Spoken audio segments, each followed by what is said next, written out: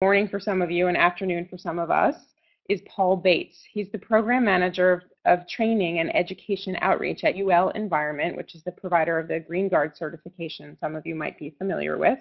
Paul is responsible for developing and delivering sustainability-oriented education and training programs to a range of audiences, including building operations, design professionals and students, as well as professional trade organizations and consumers. He's an internationally recognized speaker on topics related to indoor air quality issues, healthier sustainable products, which is very important, and other aspects of sustainability that impact market segments such as commercial, office, healthcare, education, as well as government and residential. So he's a broad-ranging expert. Paul, thank you so much for joining us, and I will let you now take the floor. All right. Thank you, Lexi. Appreciate very much being asked to speak to this group of attendees regarding something that's very important to most of us, and that is the care and well-being of our children. You know, we many times call children precious cargo because they are just that. Many times they are put in situations where they have no control. And one of those can be something that is potentially meant to be a nest or something very safe for them, and that is the nursery. And we'll talk a little bit today about the potential issues from the chemical exposure side related to the risk in a nursery. Well, most importantly, let's discuss how we can be exposed to the harmful chemicals that are in the environment. We can be exposed in one of three ways, either through dermal transmission, ingestion, or inhalation. The definitions, as you can see there, simply tell you that dermal means they can come in direct contact with your skin versus ingestion through eating and inhalation through respiration. What we know, though, is that because a lot of the chemicals are in the air, these that are in the inhalation area have the highest potential to be a problem for the human system, and in particular for infants. We're going to discuss in a few minutes just how important that is related to infants and their development and why they're much more susceptible than you and I as adults are. Well, to talk about what we actually find in the air that we're exposed to, let's review some of the facts. What we know is that people receive the majority of their environmental exposure to chemicals, quite honestly, in their homes. So even though we spend a lot of time at work, we actually spend the majority of our time in our homes, and that's where the exposure can come from that is potentially harmful. EPA studies have shown that indoor air pollution inside the built environment can be 2 to 5 times higher. And I will tell you that even inside a newly constructed space can be upwards of 1,000 times higher than the required levels. And so we've been conditioned by marketing folks to believe that that new car, new paint, new carpet smell is a good thing, when unfortunately it's not, because what we know is when there is a smell or an odor, what you're smelling are chemicals, and potentially those chemicals can be harmful. Well, we know that the largest source of them is coming from building materials, furnishings, and other cleaning products. In fact, the largest source of VOCs, which we'll discuss in just a minute, come from solvents, which we find in most cleaning products. Well, lastly, chemical emissions are also known as volatile organic compounds, or VOCs. And what this simply is volatile organic compounds are carbon-based molecules that unfortunately have become radical. And so what that means is that they are now unstable. And so that's what causes the harm in the human system. We are carbon-based compounds, but when you put carbon with another element or atom, say of hydrogen, and if it's become radical, then that's when it can present problems for us. So let's define what those are.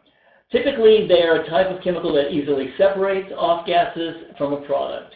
What we find is that VOCs are usually found in two forms, either in a content form, which means in a wet solution, or as an emissions type of form being emitted into the environment as the product dries and cures. Well, what we know is that all new products and materials emit VOCs for a undetermined period of time. And herein lies one of the issues with VOCs. Most people are under the assumption that products will off-gas to where they are completely safe. And that's not necessarily the case.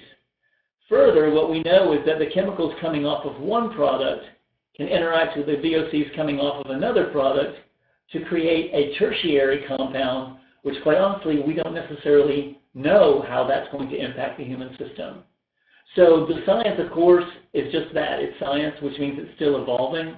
And what we know, though, is that these chemicals that we're bringing to market every year, and by the way, manufacturing is bringing between 700 and 1,000 new chemicals to market every year, on top of the roughly 80,000 that already exist.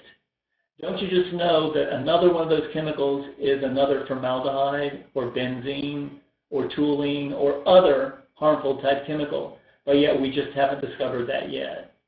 Well, it says here that we've identified more than 10,000 different VOCs that off-gas from various types of products. These are the most commonly found ones in building materials. And so in the Green Guard certifications, we actually screen the products that are tested against these 10,000 most common VOCs to find out which ones are contained within that product. Well, while we know that some of the VOCs are in fact harmless, many have both short and long-term impacts that are quite honestly adverse. And given the nature that a lot of VOCs are both odorless and tasteless in addition to being invisible, you've got a real problem because you may not know that you're exposed. So these short and long-term impacts really vary depending on the sensitivity of the individual. And I mentioned earlier that children are the most sensitive because they have underdeveloped respiratory and immune systems. And so we'll talk about that. Because what we know, 2.5 million children in the U.S. have a chronic health condition such as asthma and allergies, which really places them at a higher risk from indoor air pollution. When you think about it, these children are located nearer to the ground, which is where the contaminants tend to accumulate. And because they spend a lot of time moving around on the carpets or floors, they can have the potential to be exposed to these chemicals, which are in greater concentration in that particular area. You may be aware that 85% of the brain development happens outside the mother's womb, and so whatever children are exposed to at an early age can have a huge impact on their lives and on the development of their brain. Well, of course, these VOC compound and emissions include chemicals that we know are carcinogens, reproductive toxins, and irritants. So what that means is they're cancer-causing, they're hormone-disrupting, and they're potentially respiratory irritants. Formaldehyde was just reclassified as a known carcinogen in 2011, when we've had compelling information about that for more than 25 years. So we really are not doing the best job that we can in classifying and identifying harmful chemicals and making that known to the public. One chemical we talk about quite honestly is a reproductive toxin, and that is the chemical phthalates. Phthalates are a plasticizer that we inject into plastics to make them softer. But what we know is that this particular chemical has been shown to be a hormone-disrupting chemical, primarily affecting males and resulting in a reproductive organ dysfunction and anomalies, which can result in sterility or infertility. Well, I also mentioned that children are exposed to high levels of VOCs are 4 times more likely to develop asthma than you and I. And just as an example, we brought all these new chemicals to market through all the new products that have been brought to market in the last 25 to 30 years. And the statistic that goes along with that is that asthma in children has increased 160% in the last 2 decades. So it's very clear and compelling that there is a direct correlation between chemical exposure and the onset of asthma and allergies, especially in children. Well, of course, children's organs, as I mentioned, are still developing, and more importantly, the neurological systems. And so when there are issues related to air quality from an emission standpoint, when there are issues related to content of chemicals from a content standpoint, all of this plays into the development of the child's brain and the respiratory and immune systems. And additionally, as you see here, because their heart rate is higher, it allows absorption into the blood to permeate the tissues even faster. So just more health information that you need to be aware of as to why these particular chemicals are harmful for children. So just some interesting statistics about some of the three biggest issues facing children's health. Asthma. As I mentioned earlier, the most common chronic disorder in children. 6.7 million children affected, and that number increases by roughly 300,000 to 500,000 every 2 to 3 years. Cancer. In 2005, nearly 15 in 10,000 children had cancer. Suppressed immune systems increases their susceptibility. We don't yet have all of the information related to cancer exposure in children, but we know that these particular issues do have at least preliminary relationships that cause us to be very concerned. And then, of course, there's the developmental disabilities. I mentioned phthalates, but also dioxins, asbestos, and heavy metals can also lead to real issues related to endocrine disrupting issues, hormones, which are very closely regulated in the body. Just a little bit of imbalance in a hormone can bring about really drastic issues for children. So these are just some additional issues from a scientific standpoint related to exposure. Fortunately, there is good news. According to the EPA, the best way to improve indoor air quality is to limit the sources of chemical emissions. And doing that is just as easy as making choices that will result in better air quality for your family through the selection of furniture, finishes, types of products that you use in the home. Well, the way that you can find and source these better products is through the Green Guard certification program. What we have created is a program that has been thoroughly vetted, and UL Environment is the company that manages and owns the Green Guard certifications by UL's 100+ years of history of providing products that are trustworthy. So what happens in a Green Guard certified product is that the product is tested in environmental testing chambers using rigorous testing methodologies. It's screened for more than 10,000 different chemicals of concern. And once that product has passed certification, it maintains that certification through annual recertification and reevaluation of the product so that you know that the product is not only certified at one point in time, but maintains that certification irregardless of manufacturer changes such as raw materials or manufacturing processes. I would encourage you to visit the Green Guard website at greenguard.org, or you can also find these products on the UL website at ul.com/environment. I'm going to turn it back over to you, Lexi. Thank you. Hugely helpful, very insightful, and I see the questions are pouring in for you for our Q&A segment. Our second speaker today is Melissa Moog, who's the founder and CEO of Itsabelly Baby Planners, a national baby planning service guiding new and expectant parents through the process of parenthood, which we all need help with. She's a mom of a 6-year-old and twin toddlers. My hat's off to you. Melissa has become a leading voice for the maternity concierge industry as a baby planning expert for The Bump, parentingweekly.com, busymoms.com. She's a featured mom blogger for drgreen.com, and she's also the featured maternity concierge expert for Graco's MyFirstBaby.com.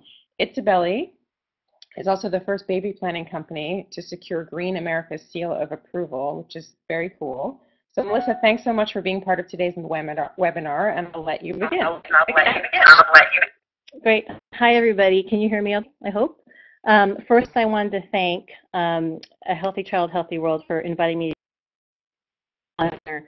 And I'm excited to share the information with you. And thanks for taking the time out of your busy schedules to hear all about how to build a non-toxic environment for your baby. So the next thing I wanted to talk about was basically how I got into the space. And as a parent, you know, when you have your first child, everything changes because all you want to do is give the best of the world and as the safest world to your baby. So I decided to choose a non-toxic lifestyle after giving birth to my first baby, Isabella, in 2006. And at this point in time, BPA was really a hot topic. And I don't know if any of you remember that, but it was all over the media. Everybody was hyping it up. And I was very curious as to why this was an issue. After doing research and also knowing that I was a research queen, I dug into it even deeply and realized not only was there BPA issues, but there are other chemicals that I should be concerned about as a mom. So then I decided to write Itsabelly's Guide to Going Green with Baby with a colleague of mine, and also created Itsabelly Baby Planners as a business.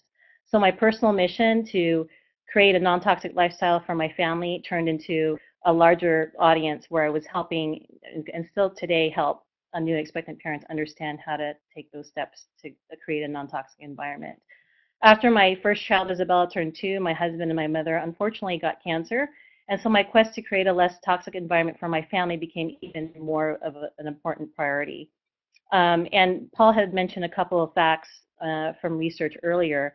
And just to reiterate, the EPA wrote a guidelines for carcinogen risk assessment and said that children receive 50% of their lifetime cancer risk in the first 2 years of life. And since I myself personally was affected by cancer with my family, this became an even more important issue. And then, as Paul mentioned before, chemicals are up to 10 times more toxic to children than adults. And also, babies are growing their little bodies and developing their organs. And so that's why I think it's so important, even as a caregiver, if you're not a parent yet, to really protect our children as much as we can. So the first 3 questions that I offer to our clients when they come to Itsabelly and they say, Melissa, I want to create a non-toxic environment, or I want to go green, how do I do so? There are 3 primary questions I always ask the parents or caregivers to ask themselves. The first question is, what will go into your baby's mouth? And the second question is, what will touch your baby's skin? And the third question is, what will affect your baby's air quality? If you ask yourselves these 3 questions, then you can determine which areas you need to choose to be non-toxic. And it'll help you narrow down where to start, because it can be pretty overwhelming when you're looking at everything in your home. And I want to reiterate too that this also transfers over to the rest of your home and the rest of your family environment, not just the nursery. So where does your baby spend the most time? The crib, of course, because they're sleeping most of the time in that sleep space. You want to consider these things. If you buy a crib, make sure it's made out of solid wood and formaldehyde-free. A secondhand is not always a safe choice, so please make sure to check the CPSC for recall information. You want to make sure if you are using a used item in your nursery that it hasn't been, there's no missing parts, and that it hasn't been, it's not going to leave your baby in harm's way. So make sure you check for recalls. And think about long-term use, like converting baby's crib to a toddler bed or passing it on to siblings. This is a great way to recycle products and get a really good use out of them. So the next thing you want to look at is what's inside the crib. So there's bedding in the crib. What you want to make sure you do is look for bedding that's made of organic materials, which are Ecotech certified. If you're on a budget, and we know not all of us can afford the expensive organic items that go in a crib or nursery, consider finding gently used bedding made of natural materials. Another important piece is the big ticket item, which is the mattress that goes in the crib. You want to make sure you avoid toxins in mattresses like PBDEs, PVC, and chemical fire retardants, which can be harmful to your baby's growing body. Purchase a toxin-free crib mattress certified by Green Guard, which Paul earlier touched on. And if you can't buy an organic mattress, because not all of us can afford that, use a tightly woven cotton cover or food-grade plastic covering to avoid chemical exposure. Examples of companies that provide really great products are Naturepedic and Babe Safe. They offer waterproof pads and mattress covers. The next item you want to look at, and again, baby sleepwear is not as an important priority in my mind as the mattress. If you are interested in going organic with the sleepwear, you can look for materials like organic and untreated cotton, organic wool, linen, soy, or bamboo. But again, not an important priority. I would first go non-toxic in the areas of the crib, the mattress, and as Jamie will go over, the items that go in the nursery, such as and the home, the baby gear stuff. So the next point I wanted to go over was air quality. Open the windows in your baby's nursery and even in your house as much as you can. You want to air out any of the toxins and fumes that have accumulated, and also dust and dirt that have accumulated in the home to create a healthy environment. And if interested in an air filter, check out epa.gov. They have some great tips on how to choose the right one. So now we're looking at design, design of a nursery environment. So for the furniture items that are non-crib, we look at the 3 R's, so reduce, reuse, and recycle. You want to choose sustainable wood, formaldehyde-free, as I mentioned earlier, and low VOC paint and glue. Want to make sure your furniture is made out of those items if you can, and air it out when taking new furniture out of the box so that you can let that new smell be gone and to allow off-gassing. And have you guys ever opened up a shower curtain out of the package that you bought at Target or something and you smelt that really interesting new smell? Well, that's the new smell that you want to avoid. That can kind of give you a visual and an idea of how strong chemicals can be in an environment. Look for furniture that has non-toxic finishes as well. With paint, and Healthy Child, Healthy World has a great write-up in their Easy Steps to a Healthy and Safe Nursery about paint. So check that out after the webinar. But look for truly safe paint, since low and zero VOC paints may still contain harmful fumes. When shopping for paints, look carefully at the label to avoid using paints that contain toxic chemicals or emit harmful fumes. And please, if you don't know and it doesn't say on the label, ask questions. Either call the manufacturer or ask the person in the store to make sure you get those questions answered. And purchase eco-friendly paint that has zero VOC, no toxins and solvents. And again, check out Healthy Child, Healthy World's ebook. The next thing you want to worry about is lead. So test for lead in houses older than 1978. Not sure how many of us live in older houses like that, but you want to make sure that lead's not going to be an issue. And for flooring, use natural materials like cork or hardwood. And if you're using carpet in the nursery, make sure to clean it often and use a vacuum with a HEPA filter if possible. So in closing, I wanted to say that you should choose green and non-toxic alternatives for items that baby eats, touches, and breathes. And again, that goes back to the 3 questions. As an Itsabelly Baby Planner, we ask the client or the family to consider. Also consider reduce, reuse, and recycling your items. Buy only items you need. Buy secondhand, gently used items you can, but remember to check for recalls. Save baby gear for siblings or pass it on to your friends. And the next item is go green in baby steps. Choose what is most important to you and start there. And again, it can be overwhelming, but choose those most important things to go green with. And Lexi, I think that's it, and I'll turn it over to you. Thank you, guys.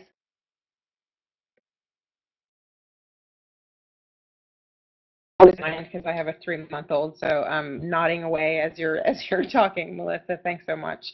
Our last speaker today is Jamie Grayson, who's also known as TheBabyGuyNYC. He's a nationally recognized expert and speaker on baby gear. He's been on Martha Stewart and the Today Show, and he was recently named Best Baby Gear Guru in New York Magazine's annual Best Of issue. Always a fun thing to be named in.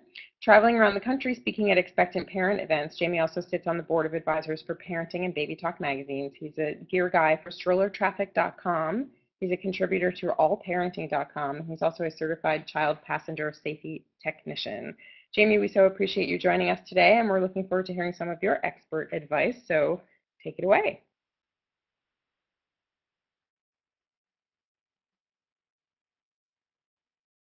All right. Hi. Thanks for having me. I'm sitting here on my couch, nailing it.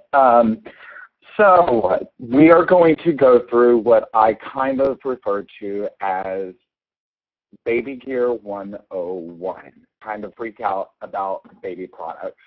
So when you're looking at baby gear, I kind of have this broken down into categories by S's. So S number 1 is schlep, which will be how you get your child around, car seat, baby carrier, or your stroller.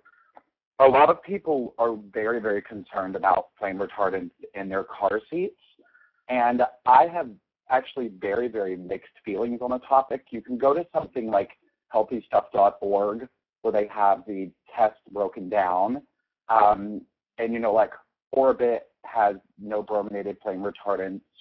Kleck is a very good thing. Their food has Green Guard certified fabric in it. But if you know the car seat lady, she's a very well-known CPS tech. She actually has an article that I can post on my Facebook for you guys, and it's her thoughts on flame retardants in car seats. And what's interesting, there's a paragraph that I pulled up so I could quote it. To put this in perspective, your child likely spends less than 2 hours a day in the car seat, while hopefully they spend 10 to 16 hours a day in the crib. Therefore, the potential exposure from chemicals in the car seat is far less than the exposure from the crib mattress. Therefore, I find it curious that HealthyStuff.org has not tested crib mattresses. Also, if there wasn't already enough reasons to avoid using the infant seat as your child's crib, stroller seat, swing, etc., here's another one. So I always kind of stress to people, your car seat, that is something, Graco and Britax, they're coming out with, in the next few years, they're getting rid of these flame retardants. But to me, freaking out about your car seat is a thing that I would not put, to me, the utmost important thing. I definitely think the mattress is much more important, and, skincare products you're using, and even their diet later on and what they're eating in the beginning. So if you go on to baby carriers, there are lots of baby carriers on the market that have organic versions. Boba has organic, Ergo has organic, Lila Baby has organic. There's also Beko, and in their new Soleil, the padding, the foam that is in their carrier doesn't have any flame retardants at all. It's none of the toxic stuff. With strollers, you can do which is also, a much more eco-friendly upholstery, and the fabrics are much healthier. Bumble Ride also has a greener line where there's bamboo in the upholstery, but bamboo is kind of controversial in itself because technically that is rayon once it is processed to use as a fiber, which I'll talk about later on when we get to swaddle blankets and everything. So moving on from these, we go to Soothe, which is going to be your bouncer, swing, and things like swaddle blankets. With your bouncer or your swing, I normally suggest, just in terms of floor space, to start with the bouncer because it's a smaller footprint and people don't really have a lot of room normally with the people I deal with, and swings are massive. And if you look at something like the Baby Bjorn Balance, they have an organic option. The Nuna Leaf that just came out, which is like a hybrid of a swing and a bouncer. I don't really know how to explain it in this way. It has organic material as well. Bloom has really good stuff. And then when you're going into swaddle blankets, Swaddle Designs makes a great one. I'm a big fan of Swaddle Designs because you can get a lightweight and a heavier flannel blanket as well. And Aiden and Nene has a great muslin blanket, and they also have their bamboo blankets. And this is something that's been very, very controversial. Aiden and Nene doesn't just list it as bamboo. They're upfront with the fact that it is rayon. But a lot of people in the textile industry are like, it's bamboo, it's eco-friendly, it's this and this and this, and it's really not, because it loses a lot of its properties when it's put through all these acids and these chemicals to make it a textile. So it's rayon, and quite a few companies have actually had lawsuits against them recently because of that, which is interesting. So moving on, I'm trying to move on in the interest of time here. Sustenance, breast pumps, bottles, and bits. My favorite breast pump on the market, clearly I've used them a lot personally, but the Hygeia Enjoy LBI, it is a shareable pump, which means multiple people can use it. You just use different kits, personal kits. It's a closed pumping system, which will eliminate mold in the motor and any inside. It's also recyclable, which means less pumps are going in the landfills, and it has a 3-year warranty as opposed to most pumps, which have 1. And if you're storing your breast milk, there's a company called Simple Wishes, and they make these great, great, great honeysuckle storage bags, which are, compostable. They're great. With your bottles, you can glass like Life Factory or Born Free. The plastics, most things are BPA free now in the bottle world. And regarding the phthalates, when I worked retail, I want to say it was 2010 or 2011, it just came to me while Paul was speaking. There was actually a massive, massive recall that happened where most of the products, I worked at Bye Baby for 4.5 years, and we lost so much stuff on our floor because it had phthalates and it wasn't tested. But everything that was tested, don't quote me on this, I want to say it was like 0.1% or something. If it had a phthalate detectable past that, it had to be pulled from the floor. So that's not, as far as my knowledge is concerned, that's really not an issue anymore. With also bottles, there's a company called Organic Kids that makes stainless steel bottles that I'm a big fan of, because that way you're not dealing with plastics and they won't break like glass possibly can. With cleaning your bottles and any kind of breast pump accessories, I'm a big fan of boiling in water. I don't think steamers and sterilizers are really necessary because it just clutters up your cabinet and it's more stuff to clean. And also, you don't want to steam in plastic. Chemicals can leach out. Cleaning companies like soaps, I'm a big fan of TheBabyGuyNYC. I'm also a big fan of Dapple. Dapple's actually what I use in my own house, even though I don't have kids, because I'm obsessed with it. And for drying racks, you want to keep everything up out of the water that's draining. For that reason, I'm a big fan of the Boone Lawn. It just looks kind of like wheatgrass. And then when you're done, you can use it to dry your wine glasses like I do. So moving on to suds, which is skincare and bath time. With your skincare and your bath lotion, I'm a big fan of Earth Mama Angel Baby, MD Moms, Baby Time, which used to be Epessential, Dolphin Organics, Badger, Burt's Bees. Honest Company actually makes really, really great stuff.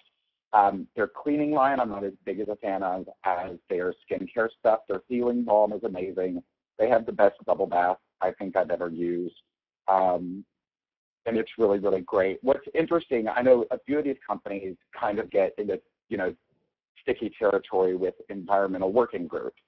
And what's interesting to know about the EWG, even though it is an amazing resource to learn about what these chemicals are and, what effects they can have, the EWG, they don't necessarily differentiate between if a suspension agent is chemical or natural, or if this chemical is toxic, what percentage of it is actually in a product. So don't freak out and pull your hair out when you go read that website. I know a lot of people really, really have panic attacks over it. It's just a good way to get information in your head, then do some research on your own. So moving on from there, Shapoopy. These are going to be your diapers. And a lot of people don't even think about these. If you're doing disposables, I will say the Honest diapers are the best diapers I've ever used in the disposable line. There's no petrochemicals. They're cute. It's a subscription service. They'll get delivered to you. Nature Baby Care also does a really good job with their diapers. If you're doing cloth, a lot of people get freaked out, and I personally don't have a lot of experience with them, so I always send people to Dirty Diaper Laundry. It's a girl named Kim Roses, and what I am in my head to baby gear, she is to cloth diapers. She's an insane reference. But if you're going to do cloth, it is more of a cost up front. You end up saving in the long run, so I always recommend to people buying 1 or 2 cloth diapers a month throughout their pregnancy to offset that. And there are also hybrid diapers such as G or Grovia that have a shell with either a flushable or compostable insert or a cloth insert that you can wash. And those are a really, really, really great option if you're not dead set on, going for full throttle cloth in the beginning. But I will say, make the best choices you can on these. A lot of people really, really, really get freaked out. If you can't go as organic or as eco-friendly as you can, make better choices in the items that are in you. And that's a really good way to get started down the route of choosing better products.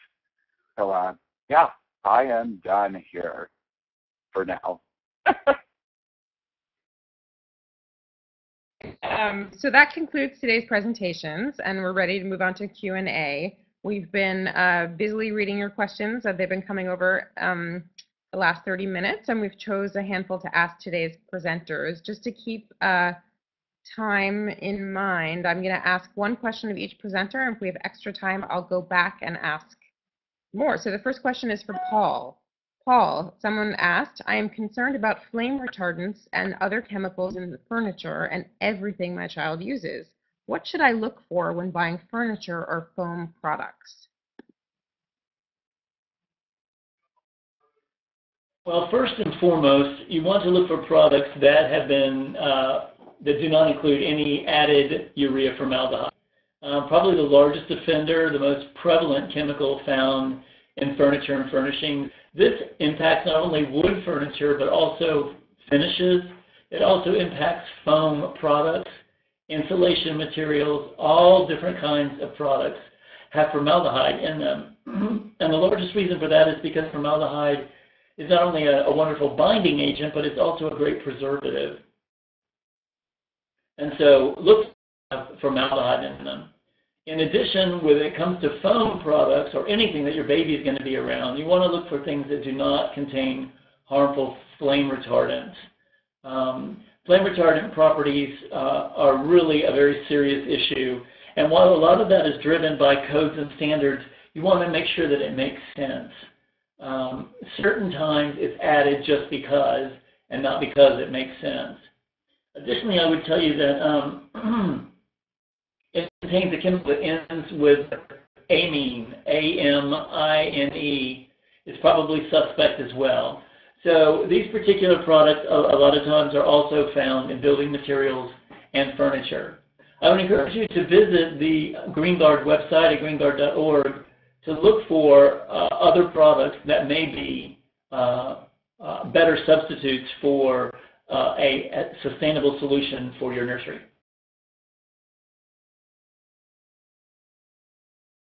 So the next question is from Melissa.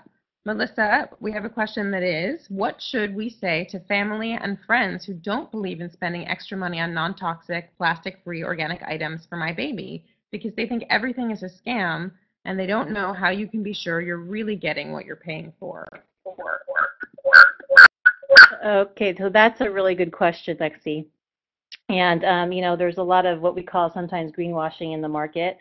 And, you know, family members may not understand, you know, why you should go green, but when BPA came out about 6 years ago, when everybody was hyping up why BPA shouldn't be in baby bottles, they will probably remember that information that came out. And now if they go to Target and any other store like Babies R Us, they will see that most everything in terms of sippy cups and baby bottles are all items that are plastic, are all BPA free, pretty for the most part they should be, and they're labeled that way.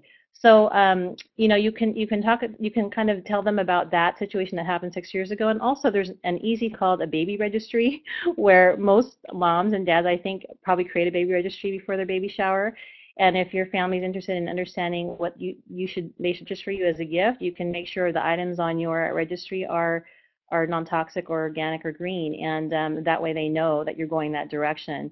And another important thing I think they can do is if they're really curious and they want to get educated on the topic is really go to Healthy Child, Healthy World. And I say that in all honesty because 6 years ago when I didn't know a thing, I used Healthy Child, Healthy World as my backdrop and my resource to understand really what was most important to keep my children from those toxic chemicals. So hopefully that'll help. If you have other questions regarding that, just email me at itsabelly.com or check me out on Facebook. Like we're all giving our testimonials, but I also used Healthy Child for a lot of resources when I began my transformation. So I hear what you're saying there. So Jamie, a question for you. Most baby products and toys are plastic or have PVC. What are some great toy companies? I assume that means toy companies that are not using PVC. Yeah, it depends on the toy area you're looking at. Like if you're going towards wood, I'm a big fan of Plan, and they actually have this really interesting new wood that they use called Plan wood, and it's basically the sawdust and the scraps from roots of the trees that were used to make their wood toys. And they grind all that up and then make wood toys out of that. So it's keeping it very sustainable, uses every bit of the product. Haba makes really good stuff. I'm not like going to throw Montessori at you all day, but there's a, Michael Olaf wrote this wonderful thing called The Joyful Child, and it's a really, really great book on the first 3 years of infant and toddler development. And it has a really great listing of the great wooden toys that are very, very basic. If you're not looking at wood all the time, Boone makes really good stuff outside of like the storage and the cleaning world. Skip Hop does a really good job with their stuff. They're based here in New York. But it really just depends. A lot of companies, to be honest, are really understanding now that PVC is not desirable. A lot of stroller companies are even changing their rain shields to get rid of PVC. You know, people are stepping up, finally.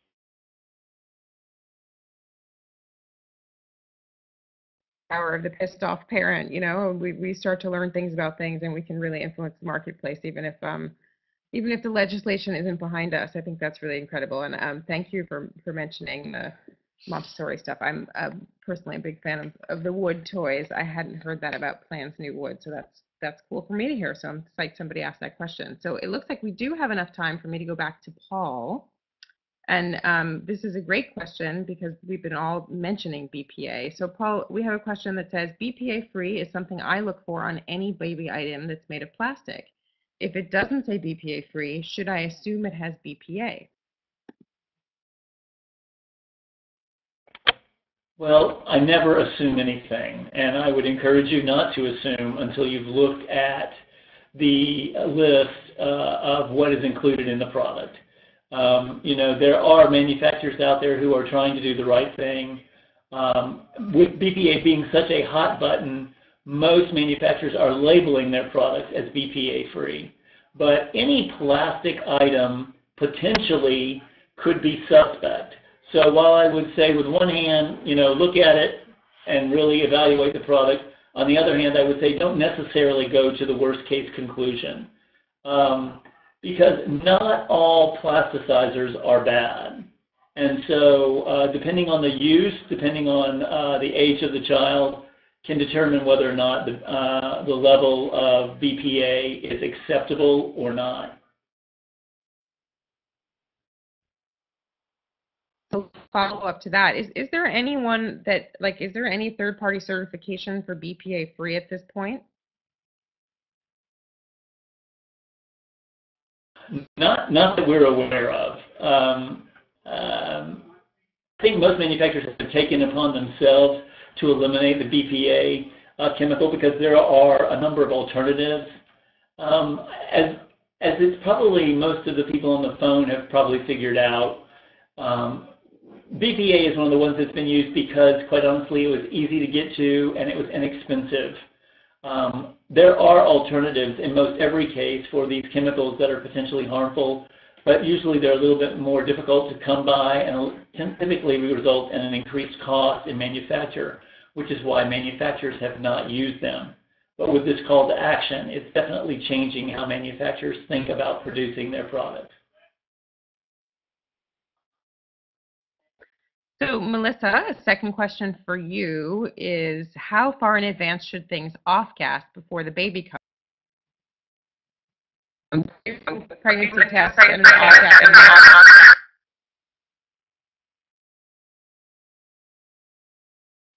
Oops, sorry about that, Lexi. So the question was, how long should we let things off gas? And that's a really good question. I don't think there's a perfect answer for that. But what I suggest is that you let it off gas for at least a few weeks. I mean, if you could do it for a week, that's fine. And when you let mattress or furniture off gas, and if it's in the nursery, say for example, make sure you open the windows wide. Make sure you close the door, and make sure, if you can, have a fan in there so that the air, you're pushing the bad air and all the fumes out of the room completely. Now, off-gassing is a tricky thing because, mattresses that have chemicals in them and whatnot can still off-gas in the future. But I wouldn't worry about that. What you want to do is get rid of that new smell, is what you call it. And I think, a few weeks is good enough.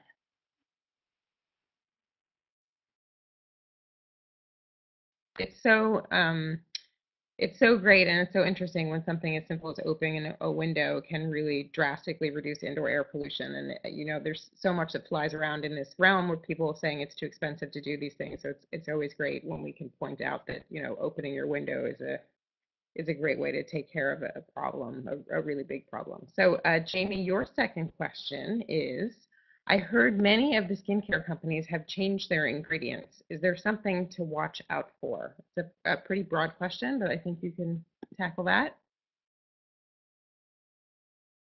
Yeah, I mean, it's pretty broad. I mean, there's, you know, the controversy behind like Johnson and Johnson, for example, and a few years ago they said that they were getting rid of the formaldehyde releasers in their skincare lines, and all these moms were like, hooray, they're going to make a better choice. And then a couple of years later, it comes to light that they never did, and people went nuts.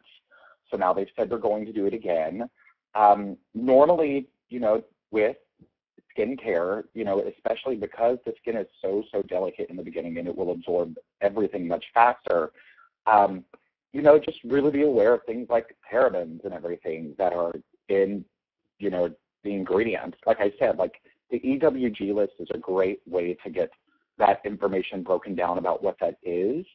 And you know, I'm more than happy. I've noticed in the window people want a list of, you know, the brands I've been mentioning. And you know, I'll get something up on my Facebook, or, you know, get it email over to you guys, because I know I kind of rattle off a lot of information at once. But yeah, just read ingredients. I know I'm in the drugstore for about 7.5 hours. Well, thank you, Jamie. I really appreciate it. Sorry. Sorry, we had a little cross communication there. Thank you, Jamie, for wrapping up that last question, and want to thank everyone for joining us today. We'll also be giving away some prizes to random attendees post-webinar, so keep your eyes peeled for an email if you've been selected. To reiterate, since I've seen a lot of great questions come in, this presentation has been recorded and will be available online tomorrow by visiting our online Easy Steps Resource Center at www.healthychild.org/resource-center.